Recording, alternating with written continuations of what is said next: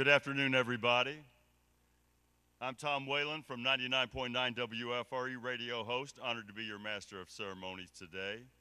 On behalf of the Frederick Police Department, I welcome everyone to the graduation of the 59th Student Officer Training Class. Will you please rise, and will uniformed personnel please cover for the entrance of the graduation class, who will be accompanied by the Montgomery County Police Pipes and Drums.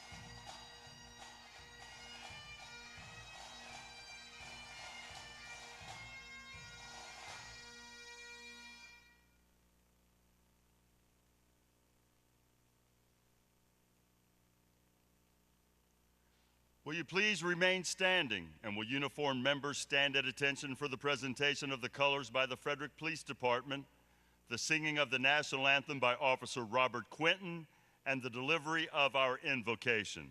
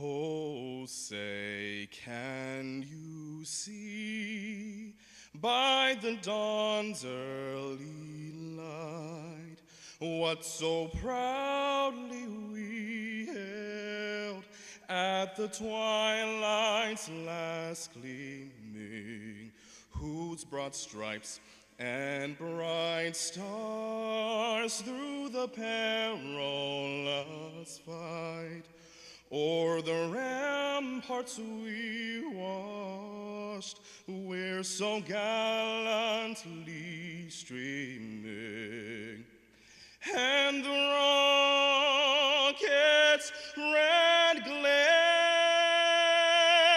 the bombs bursting in air, gave through the night that our flag was still there. Oh, say does that star-spangled banner yet wave o'er the land of the free and the home of the brave?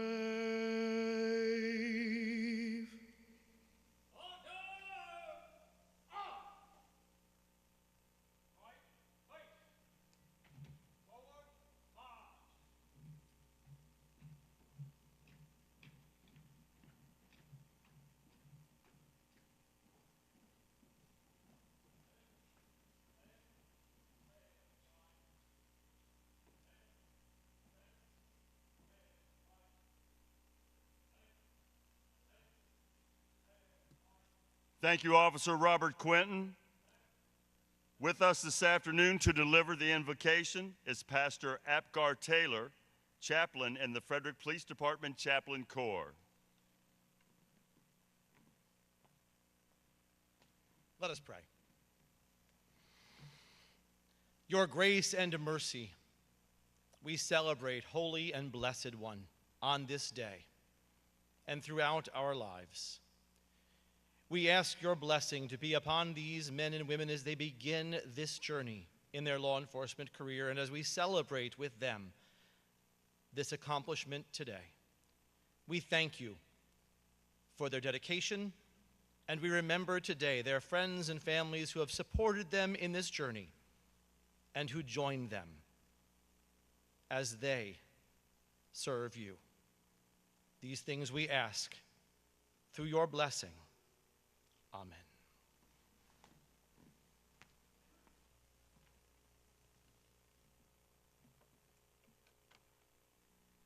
Thank you, Pastor Apgar Taylor. Will everyone please be seated?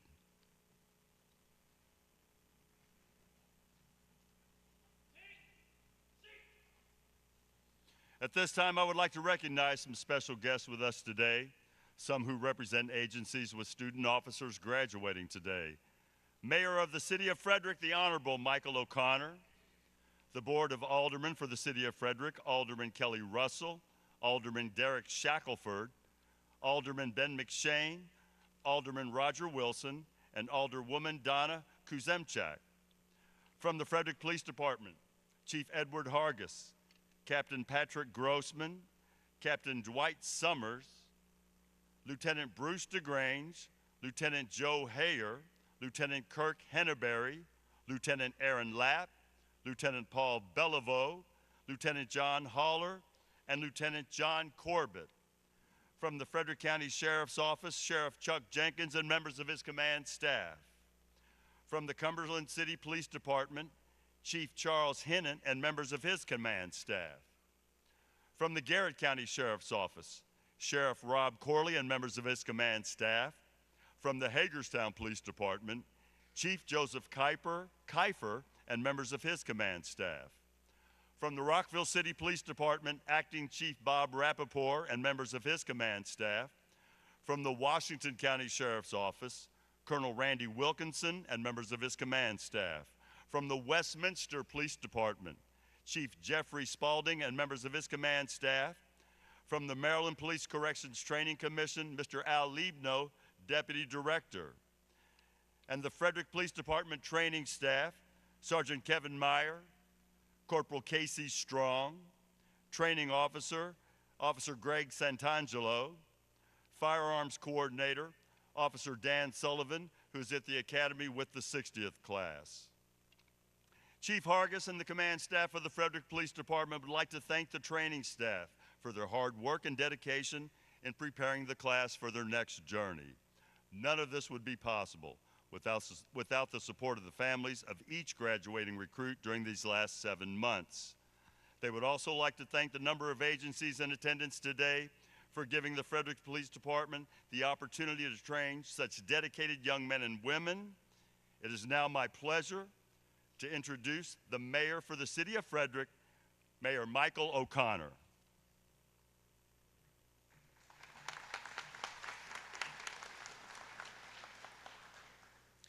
Thank you very much.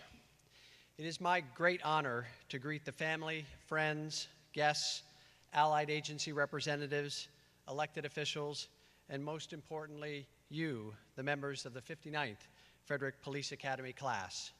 It has certainly been our honor as well as a community to host these academies for so many years.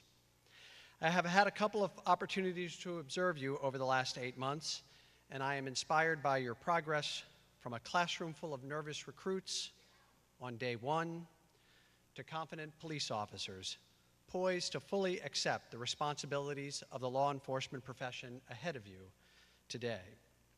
With that, I will repeat a couple of things I told you on day one, although I'm sure you remember my words quite well. Congratulations. It is an accomplishment for which you should be proud.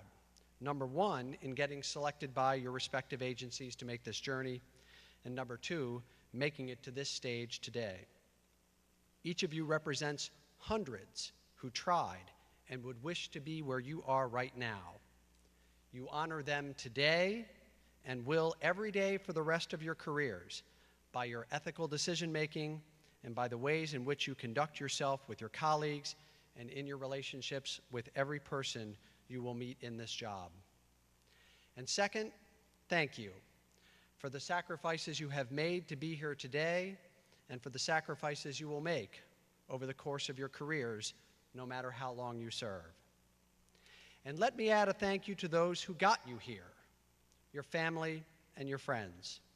Your support and sacrifice cannot be understated. Graduates, they care about you. They want you to succeed. Lean on them. Let them continue to support you. They are as invested in your success and safety as you are, and as the communities in which you serve. This is the most challenging time to be entering the field of law enforcement. But make no mistake, for the best of what you represent and are capable of becoming, our communities have never needed you more. I wish you every success. Thank you.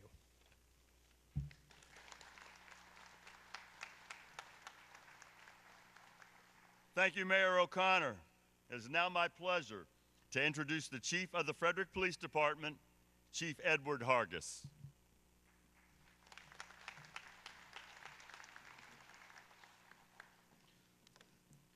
Good afternoon. I'd like to welcome everybody to the Frederick Police Academy Class 59 graduation ceremony. I want to thank our distinguished guests, agency chiefs and sheriffs, command staff members, and the Maryland Police and Corrections Training Commission for being here this afternoon as we celebrate the transition of our student officers to law enforcement officers.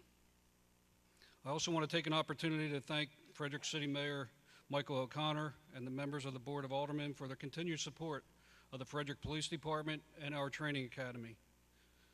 With their backing, our academy continues to be a premier training facility here in the state of Maryland that is second to none. The Frederick Police Academy is under the direction of the Support Services Division. This division has undergone several personnel changes during the 59th class due to a retirement, a promotion, and several personnel transfers involving academy staff. First, Lieutenant Tokars, who welcomed the 59th class into the academy back in October and then retired shortly thereafter. Lieutenant Joe Hare, who then assumed the assignment of commander of the Support Services Division. Sergeant John Holler started the 59th class as a supervisor of the training unit until he was promoted to lieutenant and is now serving as a patrol division commander. and he was replaced by Sergeant Kevin Meyer, who is our current training supervisor. Corporal Strong, Officer Santangelo, and Officer Sullivan oversaw the 59th Academy class training, and they were supported by many other officers, volunteers, and organizations who provided the required training. The passing of their knowledge and skills, along with the guidance that they have provided to our graduates, will be carried by them throughout their careers. And I just want to say thank you for a job well done. To the families, friends, and colleagues of our graduating recruits, I offer a very special welcome to our ceremony on this most special day. Today's ceremony is all about our graduates, their commitment, hard work, dedication, and teamwork that they have displayed during the journey towards becoming a professional law enforcement officer. Everyone in attendance today is extremely proud of the members of the Class 59 and wanted to share in the celebration of their achievement. Each of our students were given a chance to attend the academy by their respective agency. They competed against many others for these valued positions, but they are the individuals who stood out above all the others and were given the opportunity to realize their goal of becoming an officer. No one should think that a person could just walk into a police academy and be given a badge, a weapon, and the authority of a law enforcement officer without having to earn this privilege. The academy is certainly not a check-the-box type of training that everyone passes. In fact, each student has to earn this honor. They must demonstrate their knowledge through academic testing, show their ability to take control in chaotic incidents, work through complicated scenarios, and then make the necessary decisions to lawfully resolve the situation. Then they must display their ability to write a clear and concise report and be able to provide testimony in a courtroom of what they saw and what they did. In the end, the hiring and training process of this profession is designed to ensure that we get the best qualified and trained individuals as possible. And Class 59, which started with 27 student officers 7 months ago, can attest to this, as only 16 law enforcement officers are graduating today. Today signifies that you have met all the requirements placed upon you and you are now ready to go out and serve your communities. Your success as an officer is dependent upon your ability to use and apply what you have learned here at the Academy into the everyday situations that you will encounter. No other profession has as many expectations placed upon it as law enforcement. Because of the environment that we live in today, every action that you take could be scrutinized by your agency, the courts, the media, and the citizens that you serve. Because of these expectations, I just want to reinforce some points that will help you progress throughout your career. First is to remain calm. Calm is contagious, as panic is. You will be confronted with scenarios that ordinary citizens will most likely never experience in their lifetime. Staying calm is critical to both survival and resolving the incident. Honesty, integrity, these are core values of being a police officer, and you must maintain these values every day, whether you're at work or off duty. Consistency. You must use your training, knowledge, and experience that you have been provided with to make ethical decisions, approaching crime scenes, making a car stop, or conducting a field interview. Always maintain the discipline of your training and ensure that you are making the right decision for the right reasons. Trust. Continue to build trust with those that you come in contact with. Remember that our most important mission is to provide service to those that need our help and to build relationships and trust with all of those that we serve. Uphold the law, be professional, fair, and respect those that we serve regardless of race, religion, or gender. How you treat and communicate with every individual that you come in contact with will dictate how they view not only you, but your agency and the profession as a whole. Set the example. Be the officer that sets the example for others to follow. Each member of a team is critical to its success. Push yourself and the rest of your team to higher standards in everything that you do. Reaching your goals and overcoming obstacles will not happen on its own. It will take hard work, drive, and determination. Our mission is no longer just to respond to calls for service or take enforcement action. Our communities want community policing with fair and equitable enforcement of the laws. We can accomplish this mission by developing partnerships and working together as a team to improve the quality of life in your communities. We know policing is stressful and dangerous. Working in this type of environment can take a toll on your health, your family, and how you view the world. Your safety is paramount in the performance of your duty, so always remember to, 1, wear your seatbelt. You will spend a majority of the time in a patrol vehicle. Never think twice about putting it on. This year alone, we've lost 24 officers to auto-related incidents nationwide, with the latest being a 23-year-old officer, Charles Irvine Jr., yesterday afternoon in Milwaukee. Wear your vest. If you're armed and in uniform, then you are a potential target. Every call you go on, there's at least one firearm present, the one that you brought to the call. Body armor is credited with saving the lives of over 3,000 officers over the past 30 years. Maintain training and tactical knowledge. There are over 20,000 names of officers on the National Law Enforcement Memorial in Washington, D.C. who have been killed in the line of duty. There is a story behind each name on the wall, and we have learned a lot from their sacrifice. Our equipment, our training, our procedures have improved over the years, which is the direct result of careful analysis of the situations that these heroes encounter before paying the ultimate sacrifice. Remember your officer survival tactics that you have been taught, and never stop learning new ones. Continue to practice and employ these tactics throughout your career. Be alert, be ready, and be safe at all times. Balance your private life with your career. Ground yourselves in family, faith, friends, and hobbies. Observe and follow those officers in your agencies whose character, work ethic, and balance of private life stand out to you. Use these individuals as your mentors, and don't be afraid to ask them questions. Maintain open lines of communication with your family. Your training does not end today. This is only the beginning. Take what you have learned here at the Police Academy and use it to protect and serve your community. To the members of Class 59, I want to congratulate you on your Academy graduation and wish you much success throughout your career. Thank you.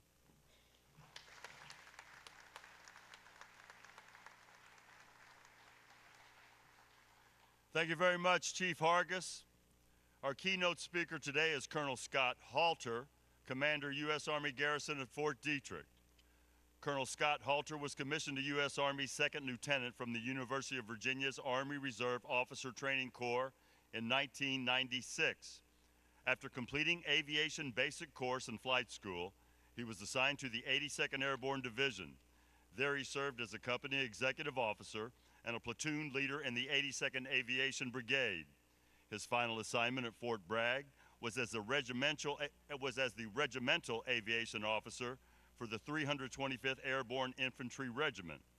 Following the aviation captain's career course, he served 1 year in the Republic of Korea as the battalion adjutant for 2nd Battalion, 2nd Aviation Regiment at Camp Stanley. In September 2002, Colonel Halter joined the 12th Aviation Brigade at Giebelstadt, Germany. While assigned to the 12th Brigade, he served 9 months as a Battalion S2. Following the initial invasion of Iraq in March of 2003, Colonel Halter took command of Bravo Company, 3-158th Aviation Regiment at Balad, Iraq. After redeployment to Germany in April 2004, Colonel Halter reset and retrained his company and deployed to Kandahar, Afghanistan in March of 2005. After 2 years in command, Colonel Halter served as an Assistant Brigade S3 and deployed to Pakistan to lead a humanitarian relief effort following a devastating earthquake. Upon graduating from the Command and General Staff College in 2007, he was assigned to the 1st Brigade Combat Team, Bastogne, 101st Airborne Division as their brigade aviation officer. Following a deployment to Iraq during the surge, Colonel Halter joined the 101st Combat Aviation Brigade as the executive officer for the 5th Battalion, 101st Aviation Regiment. Colonel Halter then served in the Pentagon as strategic planner for the Secretary of the Army from 2010 to 2012. Colonel Halter returned to Fort Campbell in May of 2012 and took command of 7th Battalion, 101st Aviation Regiment. For 3 years, he led the battalion during numerous contingency missions and a deployment to Afghanistan in January of 2014. While at Bagram, his battalion task force supported every command in RC Eastern Capital, safely flying over 20,000 hours. Most recently, Colonel Halter served on the Army staff in G8 Force Development at the Pentagon.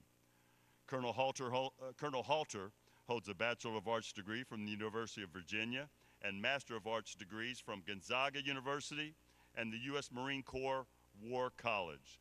His awards and decorations include the Distinguished Flying Cross, 4 Bronze Stars, and 4 Air Medals.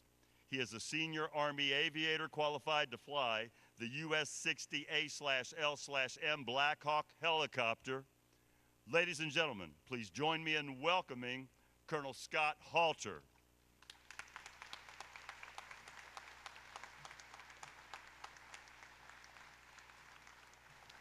Good afternoon.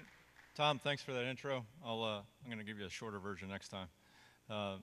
Mayor O'Connor, Chief Harris, thank you very much for inviting me here today. It's a pleasure to be part of this ceremony. Distinguished guests, friends, families, graduates of the class of '59, thank you for allowing me to share this with you today, and what a wonderful day of celebration. First, I'd like to let's all give a hand to the Color Guard and Robert Quinton, who sung the national anthem for us today. It was awesome.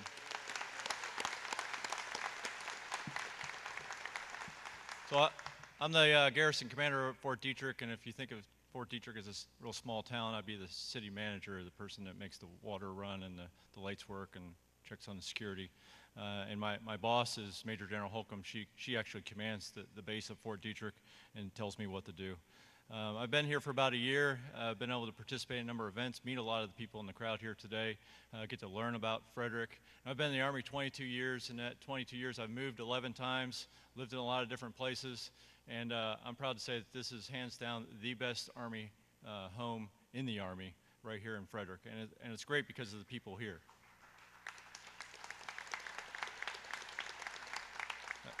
I love this community because not only is it just fun and friendly and a great place to live that's safe, but I also love it because it embraces the service members of Fort Detrick and the missions there, and as well as reaching out to all the veterans in the community. And so this is truly a wonderful place to be. I am a son of a law enforcement officer, and I'm honored to be part of your ceremony today. You've all answered the call to public service, committing yourselves to a life of requiring courage, grit, and integrity, and the expectations upon our law enforcement officers, to say the least, are high. And those high expectations started in this academy class that I believe started with 28 students, and we're now down to about 16. And if my math is right on those numbers, that's around a 60% graduation rate. Now, compared to when I went to flight school a number of years ago, the graduation rate there was well into the mid to high 90s. So those numbers tell me a couple things. Number one, the police academy is harder than flight school. And two, there's still a chance for you to change your mind and go be a helicopter pilot. So first of all, I have no real experience in law enforcement, so I'm not going to give you any real talking points about that. But I would like to encourage you to consider 3 points as you begin your careers as public servants, as law enforcement officers, that will be an important, integral part of your communities as you head out to your first assignment. First point I would offer is to be humble. You can learn something new every day. You're not perfect. You'll make mistakes. I've certainly made many over the years. You can't fix everything. You can't do everything. You must keep training to keep your skills sharp and to improve. If you're not growing, you're probably regressing. As a humble soldier or a humble police officer, you need to be hungry to learn, increase, and refine your skills. A humble officer studies the veteran officers, reads vigorously on your free time, writes down lessons they've learned. A humble officer understands the personal limits of their inexperience. I'll share with you a quick story. One of my former captains, Ben, he told me the story about being humbled. He was a brand new officer, he was a platoon leader in Afghanistan, a young second lieutenant, and he'd been studying hard about his aircraft operating manuals and been trying to fly on some more risky missions as he went.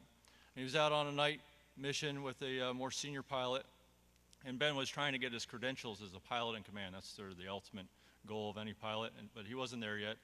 But his expectations were up, and he was eager to meet those expectations. So on this particular nighttime mission, Ben was out, and the pilot in command, Joe, had just aborted a dangerous landing into a dusty LZ. And when you land at night under night vision goggles and the helicopter creates a rotor wash, you can get this dark cloud around the aircraft, and it blacks out everything, and you can't see the ground, you can't see up or left. And the safest thing normally to do is to abort the takeoff and go up where you know there's no obstacles. Well, Ben felt like Joe's decision to abort was premature. Joe was a cautious pilot, and this caution gave Ben an opportunity to excel. Ben asked for the flight controls, and they orbited back around for a second attempt at landing. With Ben's hands on the controls, he peered out through his night vision goggles. They approached the landing area. They yelled out the distance and the airspeed as they drew closer to the objectives. 70 knots, 700 meters, 50 knots, 300 meters, 30 knots, 200 meters, 30 knots, 100 meters. Ben's hands nervously gripped the cyclic and the collective of the helicopter flight controls, and as the ground came closer and closer in sight, Ben hunted for an object to focus on as the Black Hawk came closer to the ground. He called out that I have the ground in sight, and he repeated this anxiously, waiting for that split second when that dark cloud might engulf and obscure his view. The crew chiefs yelled out, "Sir, do you have the ground?" Ben didn't respond. As he hunted, he hesitated. He didn't know what to do. He got lucky. They slammed the aircraft into the ground. The aircraft slid laterally, jolted back and forth, finally came to a rest. The more senior pilot broke the ice and said, "Sir, that was a close call. What the hell were you doing?" On that dusty LZ, Ben's ego got the best of him. He wasn't being humble. He was being humbled in the process. Please know what you're capable of. There's a fine line between courage and disaster. Keep training, keep learning, keep growing, and be humble. Second point I would like to offer you is never forfeit your integrity. This seems easy, and we say it a lot, but I'm sure it's not. Integrity can slip away slowly over time. Little choices, some call it ethical fading, ethical graying. I'm sure you understand much of what you do will be on tape, a lot will be recorded, but it doesn't matter if it's on tape or not, whether it's covered by the Washington Post or Frederick News Post. Whatever you do, even if it's only known to you forever, must be the right choice ethically, legally, and morally. But how will you know the answer? Many of your choices will be clear. They're written in law, regulation, policy. Somebody runs a red light, you do A and B, you make a stop, and then you do C, D, and E. But often things won't be clear. You'll have a dilemma that has no clear choice. Ethical dilemmas are often just conflicts in value. To find the right answer, you must not only clearly define your values and ensure they align with your organization, but also define how they will be used in practice. When values are in conflict, it's necessary to first identify the values, understand them in the context of the situation and the greater organization. Then once this is clear, can you appropriately identify a solution that makes sense? Additionally, you must understand that decades of evidence show us that situations can persuade even the most ethical and compassionate people to betray their own values. This was clearly demonstrated at Stanford by Dr. Zimbardo when he conducted the famous prison experiment. Showed that it's natural human tendency to be a bystander or to follow along because it's low risk. The power and authority entrusted in you can distort your judgment if you are not careful and intentional. That's why you must validate your values constantly. Think through the most difficult and even the daily decisions so you build the intuitive ethical connections in your brains and your guts so when you have an intense operational moment, when others are pressuring you, your values don't fade away. Instead, the hair on the back of your neck will stick up and tell you, wait, there is a better choice. Understand ethical fitness training, things you can do with your teams, small groups, your partners, talk through choices, debate decisions, practice situations that scare you so that when the actual moment arises, you can act in a way that you've practiced. This is called priming your brain for future action. With this in mind, remember that leaders must have credibility to lead, and sound ethical decision-making is the necessary foundational attribute.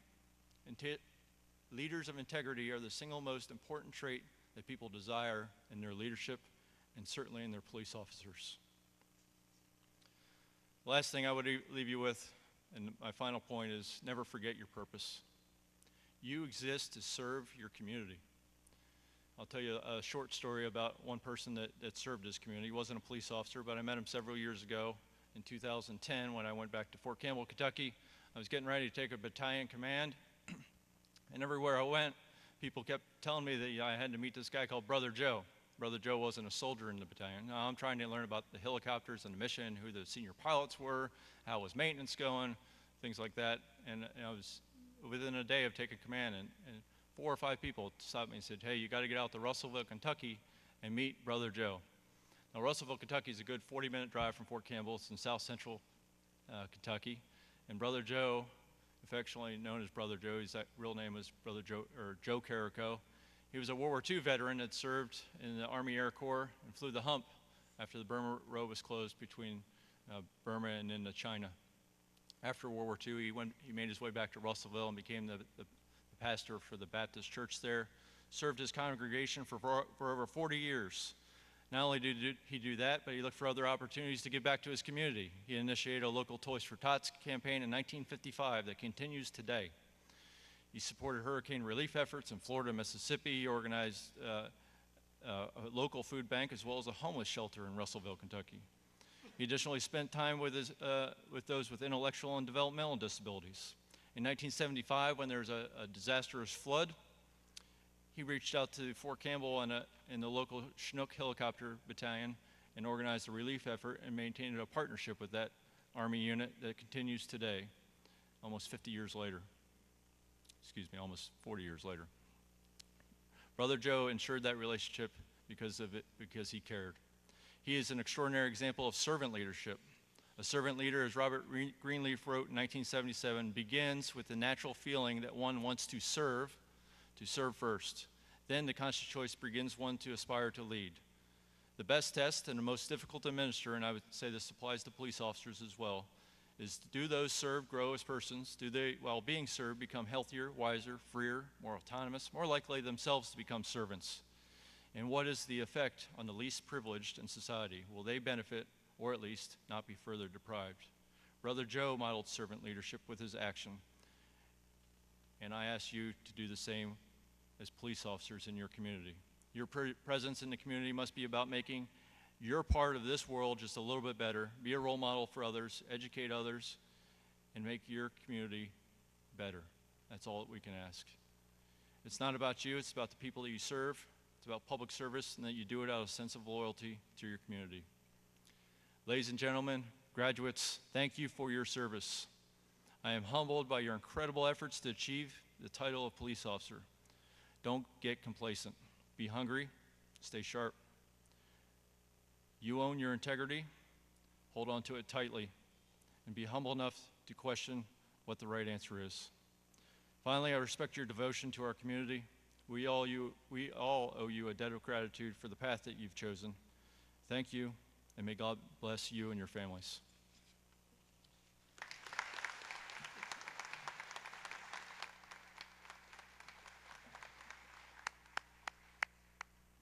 Thank you very much, Colonel Halter. As a token of appreciation for meeting with our graduating class and sharing with them your inspiring words, and for attending and speaking at our graduation, Chief Hargis and Sergeant Meyer would like to present you with a plaque. Chief Hargis, Sergeant Meyer.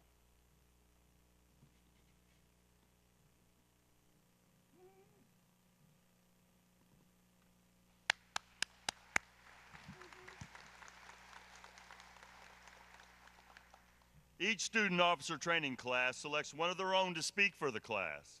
The 59th class has awarded this honor to Deputy Jacob Demers from the Washington County Sheriff's Office.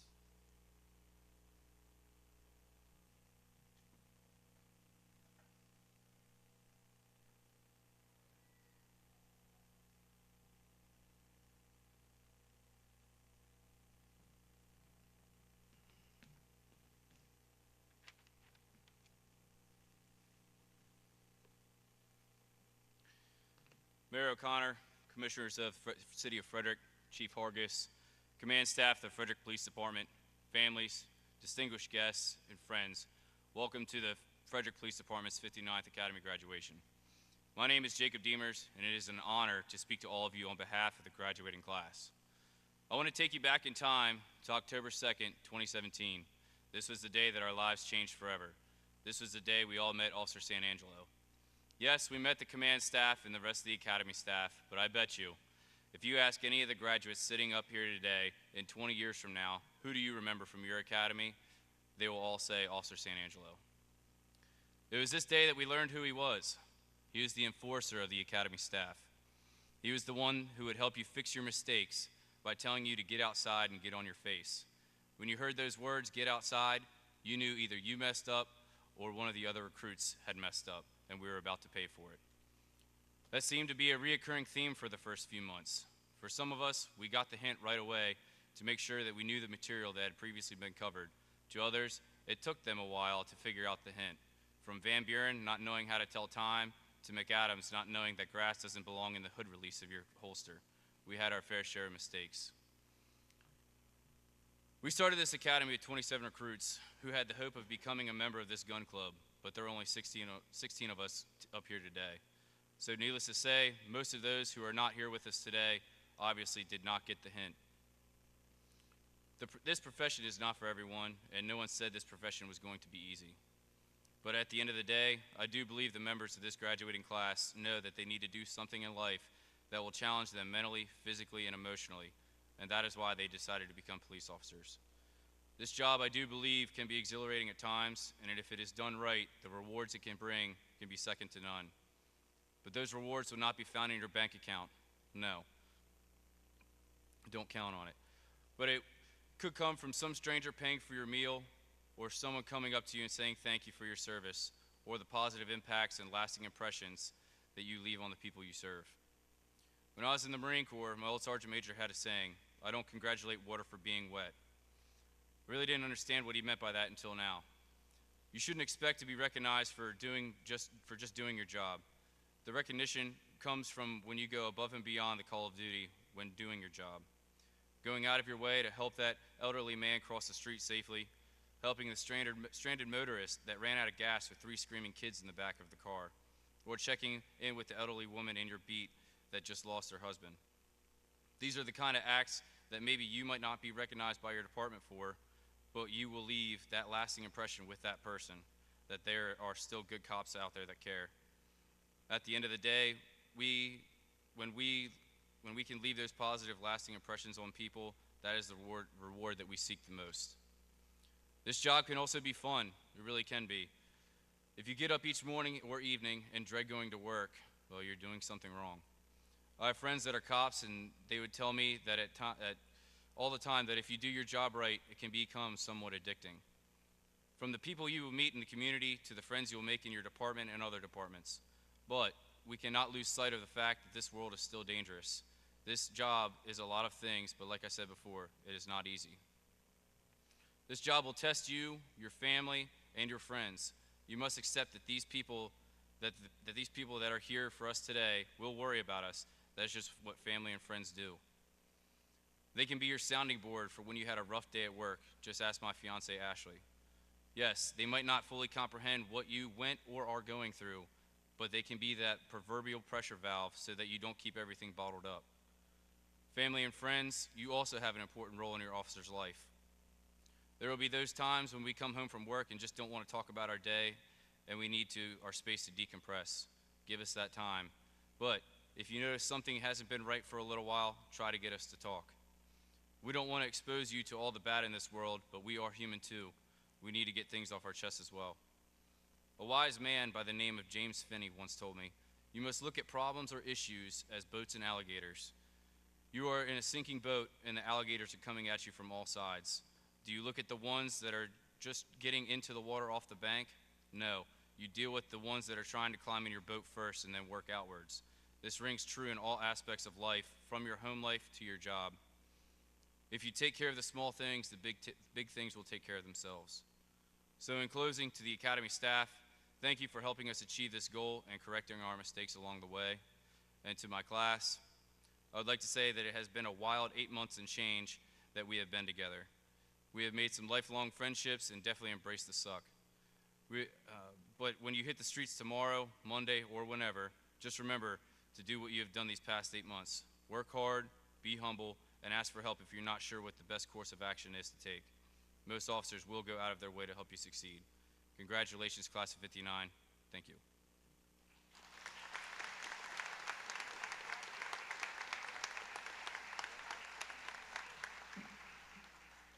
On behalf of the graduating class, I'd like to present this plaque to the Training Academy staff.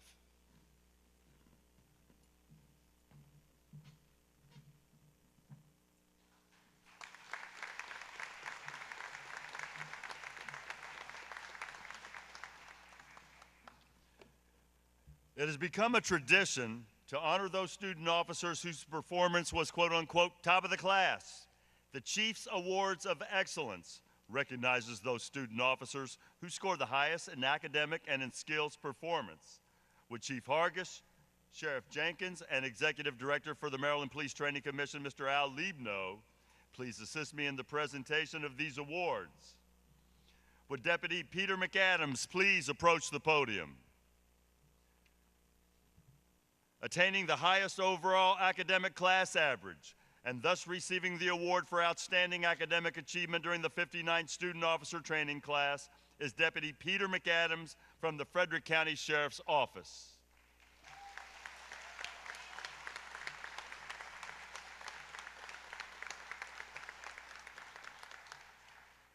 Also receiving the awards for outstanding skills achievement, which consists of the highest overall score on multiple firearms courses, physical training, defensive tactics, and emergency vehicle operations, is Deputy Peter McAdams from the Frederick County Sheriff's Office.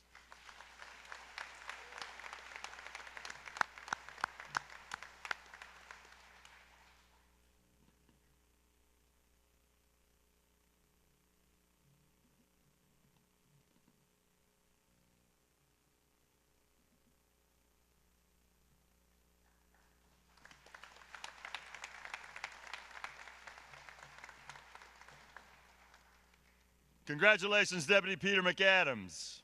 Thank you, gentlemen. You may be seated. Will Officer Joe Todoro please approach the podium? One of the first lessons presented to the student officers is that of teamwork, the ability to work together to accomplish the mission. To represent that commitment, each class is tasked with the designing and creating a class flag that accompanies them during their endeavors. The 59th Academy's flag, which represents the end of the student officer phase and the beginning of their police career, will be furled. The furling of the flag will be conducted by Officer Todoro of the Hagerstown Police Department. At the completion of the furling of the flag, Officer Todoro will present the flag to Sergeant Meyer. It will be retired and displayed at the training facility with the flags from previous academies.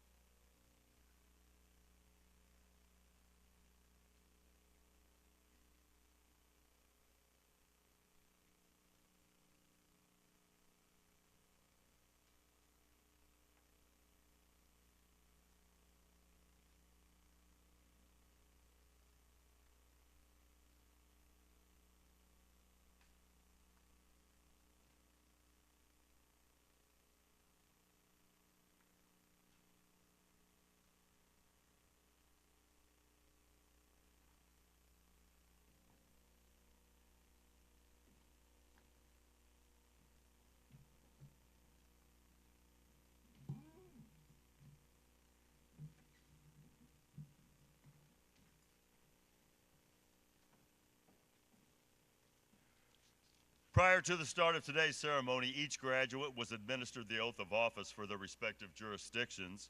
For purposes of this ceremony, the graduates will publicly take the oath of honor as a symbolic statement of their commitment to ethical conduct. Will Chief Ed Hargis please come forward?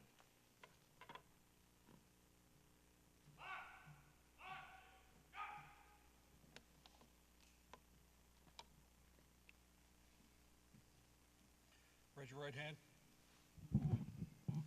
On my honor, I will never betray my badge, my integrity, my character, or the public trust. I will always have the courage to hold myself and others accountable for our actions.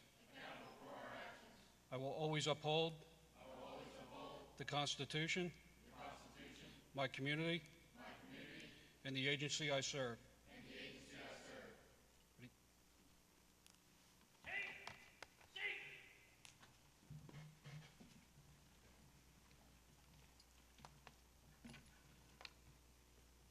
I now invite our dignitaries and family members to assist while each officer accepts their badge of authority and receives their graduation certificates. Will the following dignitaries please stand to the left of the podium? Chief Hargis, Mayor O'Connor, and Executive Director Liebno. As the student officers from your department are called to the stage, would the representative from each department please join the dignitaries to my left to congratulate your officers. Representing the Maryland Police and Corrections Training Commission and presenting those certificates is the Executive Director of the Maryland Police and Corrections Training Commissions, Mr. Al Liebno. When I call a student officer's name, if the family member pinning on their badge would contact the Honor Guard member to my right to be escorted onto the stage. Frederick Police Department Officer Nicholas Hurley. Nicholas Emery Hurley is a 30-year-old graduate of the Frederick Police Academy who will be working for the Frederick Police Department. Nicholas was born in Frederick, Maryland. He is married to Sarah Jane Hurley, and they've been married for 6 years. Nicholas has one daughter, Adeline Jane Hurley. Nicholas served 8 years in the Marine Corps prior to the police academy. Pinning on his badge will be his wife, Sarah Jane Hurley.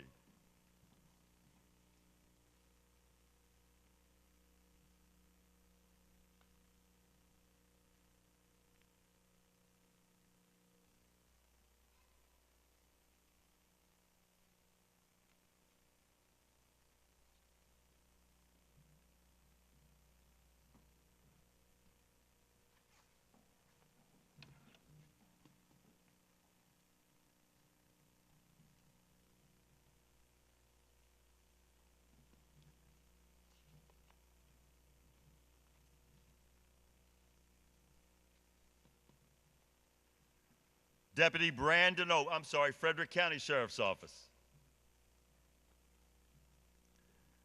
Deputy Brandon Liller. Brandon Liller is a 25-year-old graduate of the 59th Frederick City Police Academy. He will be working for the Frederick County Sheriff's Office. He was born in Burlington, West Virginia, is the son of Marie Liller and the brother of the late Jeremiah Liller. He graduated from Potomac State College with a bachelor's degree in criminal justice. Pinning on his badge will be Deputy Joshua Guy of Garrett County, Maryland, and his mother, Marie Liller.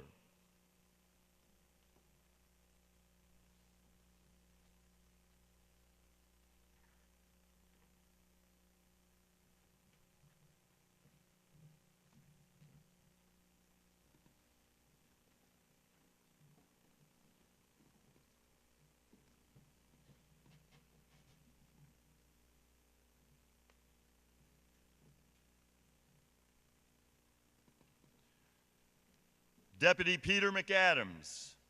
Peter McAdams is a 31-year-old graduate of the 59th Frederick Police Academy and will be working for the Frederick County Sheriff's Office upon graduation. He was born in Gaithersburg, Maryland, is the son of W.D. McAdams and Ellen McAdams. Pinning on his badge will be his wife, Erica McAdams.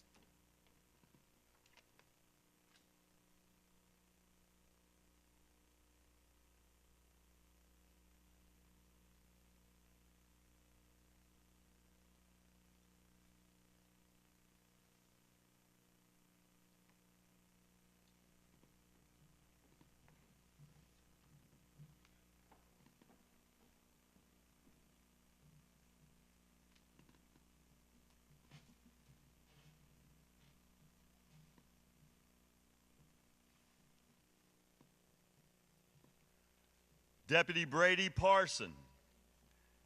Brady Michael Parson is a 24-year-old graduate of the 59th Frederick Police Academy. Upon graduation, Brady will be working for the Frederick County Sheriff's Office. He's a 2016 graduate of Mount St. Mary's University, where he earned a bachelor's degree in criminal justice. Pinning on his badge will be his wife, Carly Parson.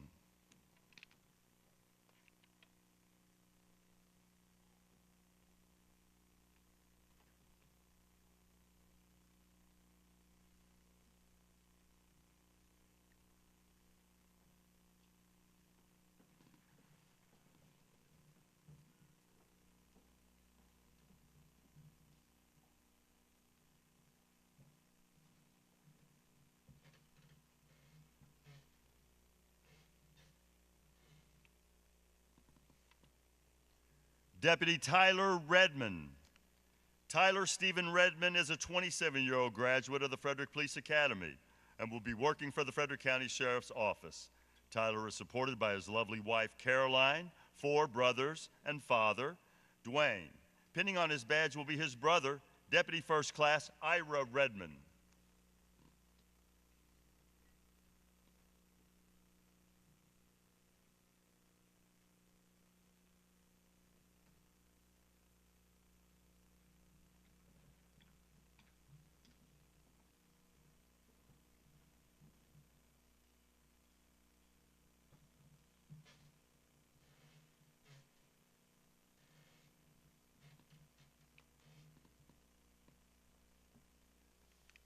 Deputy Christopher Tyre.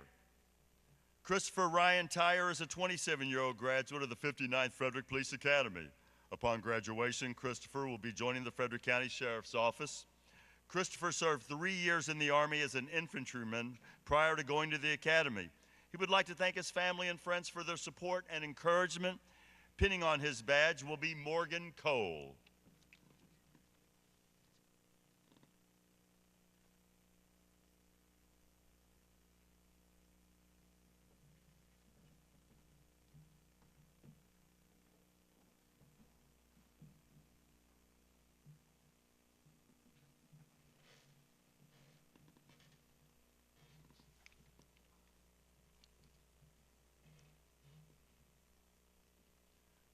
Deputy Paris Van Buren.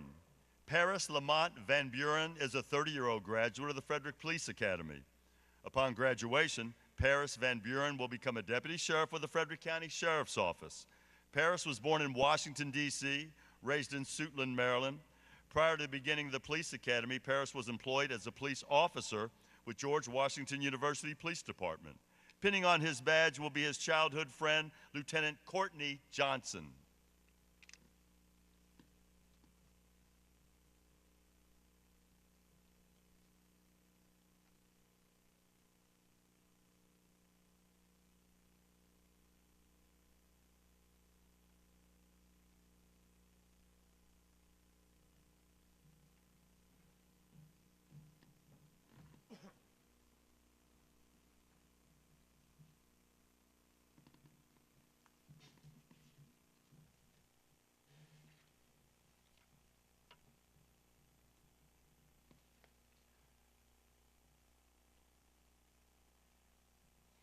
Deputy Devin Wilt.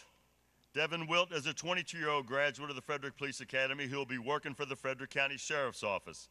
Devin was raised in Fairfield, Pennsylvania, is the son of Eric and Jody Wilt. Devin graduated from Fairfield High School in Adams County, Pennsylvania in 2014.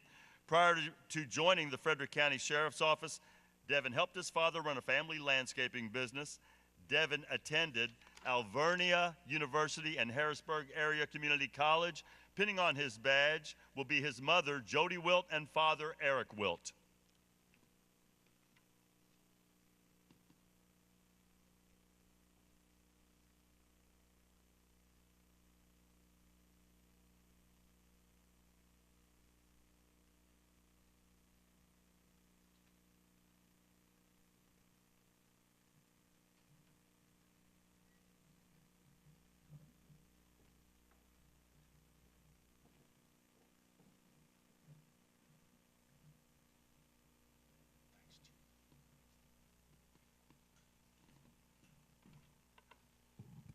Cumberland Police Department. Officer Ashley Davis. Ashley Grace Davis is a 26-year-old graduate of the 59th Frederick Police Academy who will be working for the Cumberland Police Department upon graduation. She was born in Cumberland, is the daughter of Brian and Julie Davis. She is also a soldier in the United States Army Reserves and has been serving for 8 years. Pinning on her badge will be her son Liam Tolozo and her mom Julie Davis.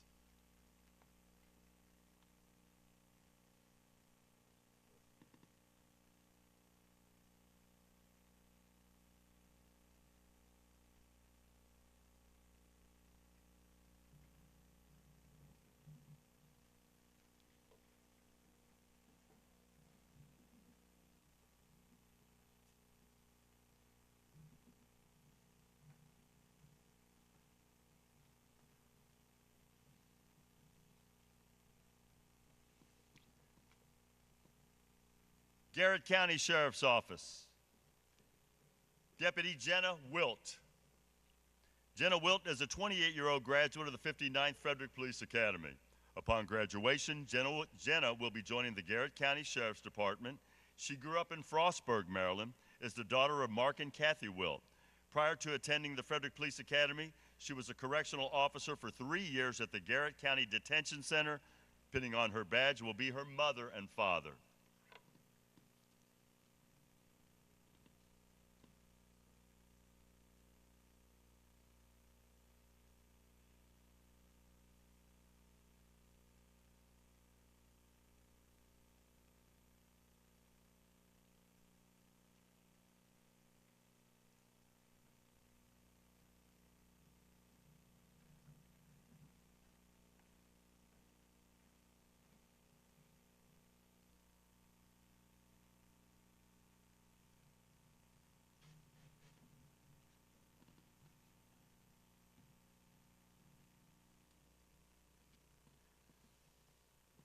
Hagerstown Police Department, Officer Tyler Branch. Tyler Shaquille Branch is a 24-year-old graduate of the Frederick Police Academy who will be working for the Hagerstown Police Department. Tyler was born and raised in McConnellsburg, Pennsylvania, is the son of the late Linda Burke and Walter Branch. Tyler has 3 older brothers and 1 older sister.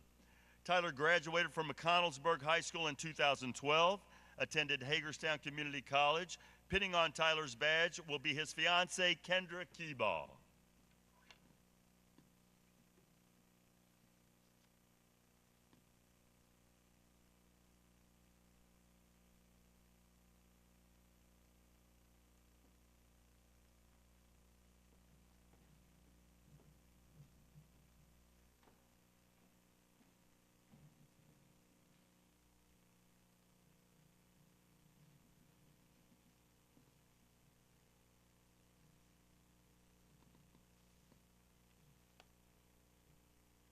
Officer Joe Todaro.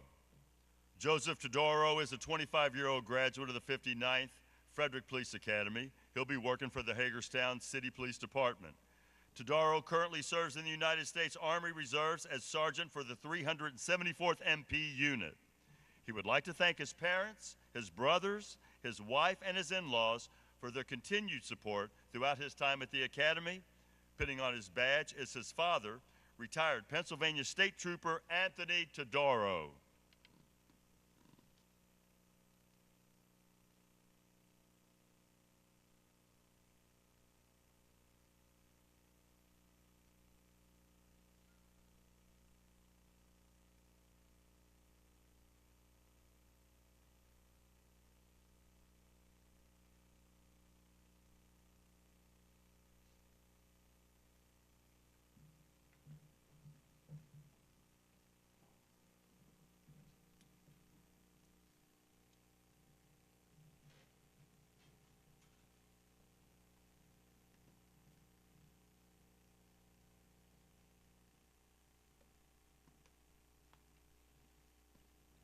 Rockville City Police Department, Officer Willie Buntley. Willie Edward Buntley Jr. is a 33-year-old graduate of the Frederick Police Academy who will be working for the Rockville City Police Department. Willie was born in Rochester, New York, is the son of Willie and Leola Buntley, and is the younger brother of his 2 sisters, Melissa and Lethea. He is married to Dr. Sandra Garcia Buntley, who he's been with for 9 years, and has supported him through 2 academies. Before joining the Rockville City Police Department, Willie was an officer for the East Precinct of the Birmingham Police Department in Alabama. Pinning on his badge will be his parents, Willie and Leola Buntley.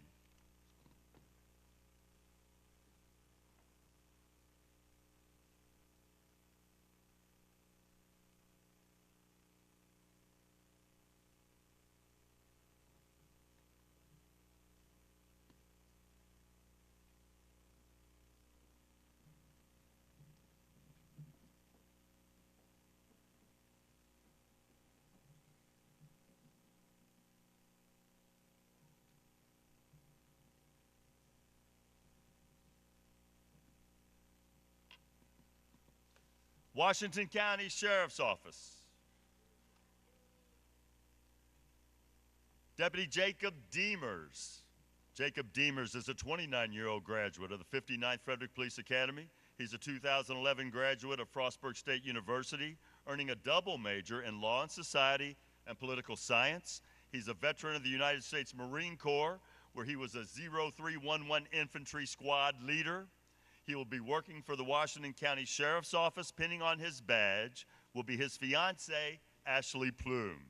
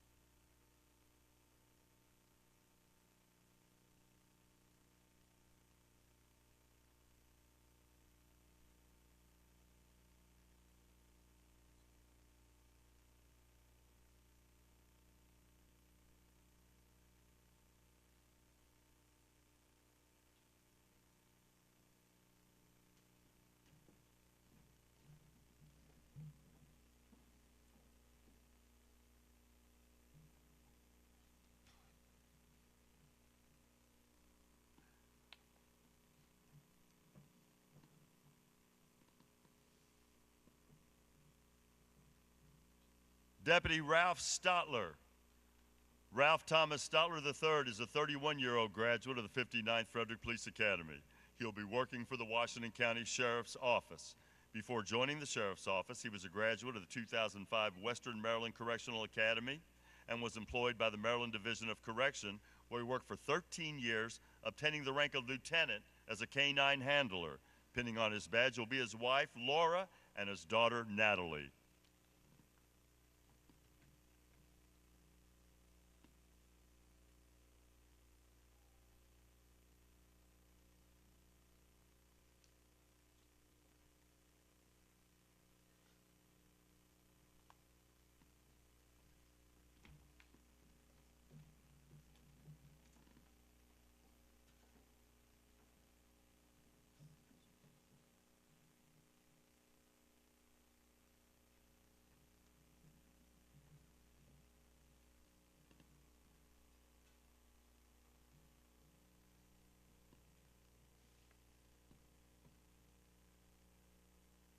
Westminster Police Department.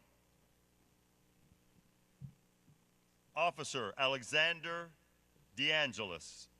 Alexander David DeAngelis is a 22-year-old graduate of the Frederick Police Academy who will be working for the Westminster Police Department. Alex was born in Las Vegas, Nevada, is the son of Salvatore and Wanda DeAngelis. Alex graduated Winter Mills High School in Westminster, Maryland in 2013. Prior to joining the Westminster Police Department, Alex was a correctional officer with the Baltimore County Department of Corrections. Pinning on his badge will be his parents, Salvatore and Wanda DeAngelis.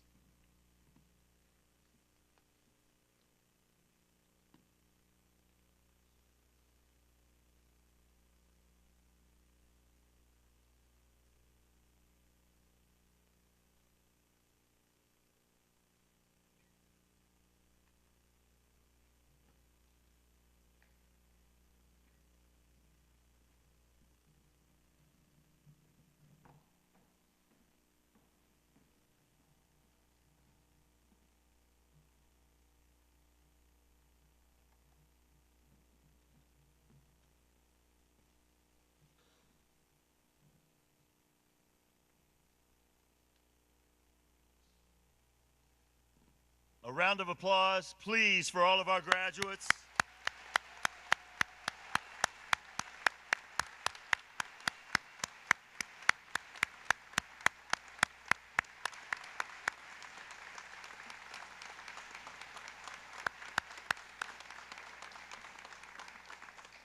The training staff would like to present a video tribute to the student officers of the 59th Academy graduating class at this time. Would our distinguished guests please take a seat in the first two rows of the auditorium.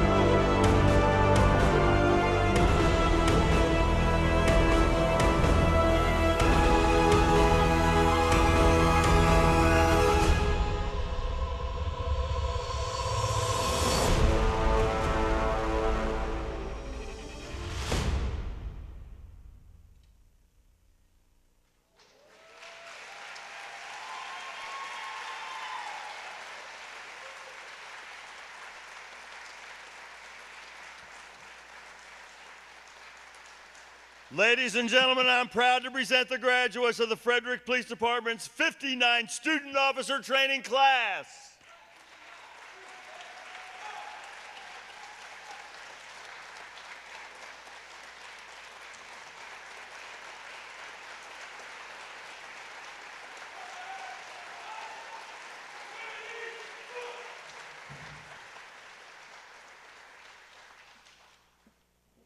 Pastor Apgar Taylor, will you please come forward to deliver the benediction?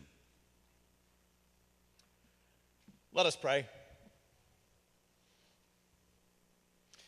Send us forth, gracious and holy God, blessed by your presence, that we may be blessed to bless others in your holy name.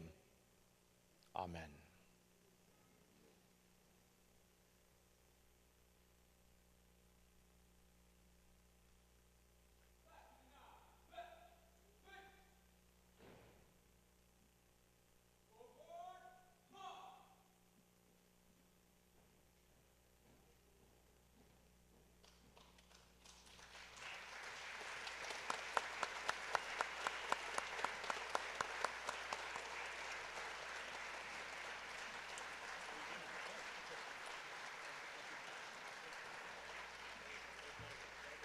The Frederick Police Department would like to thank the Weinberg Center for the use of their facility today. We invite you to join our graduates for a reception in the lobby immediately following the ceremony.